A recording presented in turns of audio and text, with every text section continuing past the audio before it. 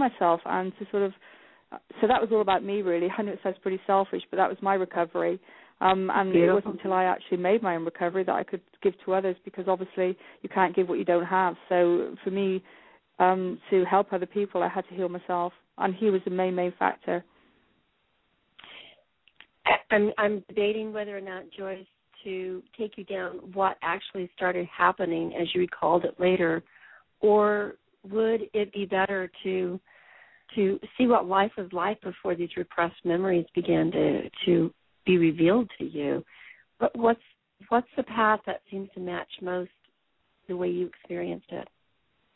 I'm sorry, the line's really, really bad. Can you repeat that question? Oh, I'm noting that as well. So yeah, it's a bad line. So listeners, bear with us on this one. When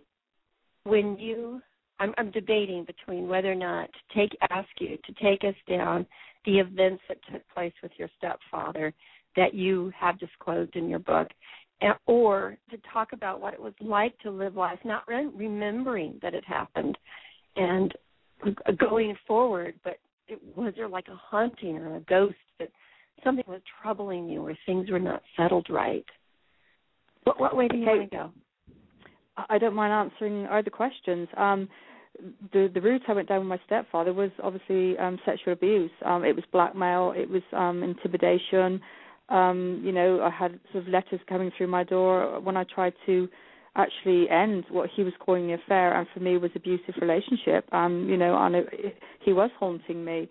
I used to look in my wing mirror when I was driving along, and sometimes, 9 times out of 10 he would be behind me. So it was total, he pursued me endlessly to a point where I got to where I tried to take my own life. And if anyone out there is listening right now, please know that's not the right thing to do. I woke up the next morning in hospital really knowing that I'd made a mistake. And that was, I guess, another pinnacle point in my life where I knew I had to take back my life. I had to take charge.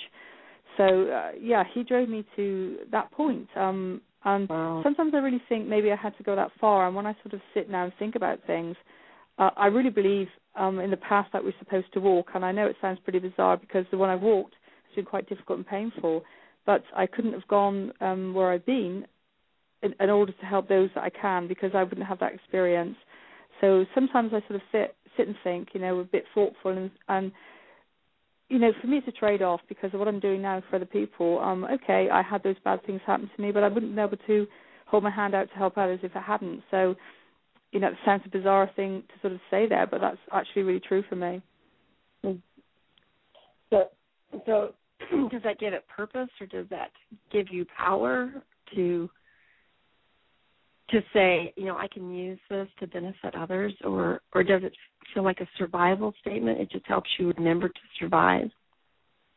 Oh no, absolutely not. I'm not a survivor. I'm totally healed. I was a survivor for many years. I'm now a healed soul. So it's not about that at all, and it's not really power.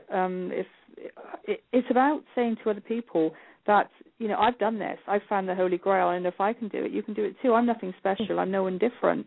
It's just when you get to that point in life, that you can take back your own life.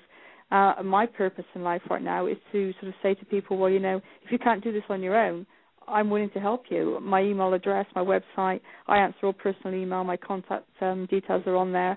It's not about all out there in the media. If I never sell a book, then it doesn't matter to me. It's about touching stories that have happened to me. I'm not actually sure if I emailed you about the lady that I sort of got in contact with in New York. Did I send you that, Carol, or not?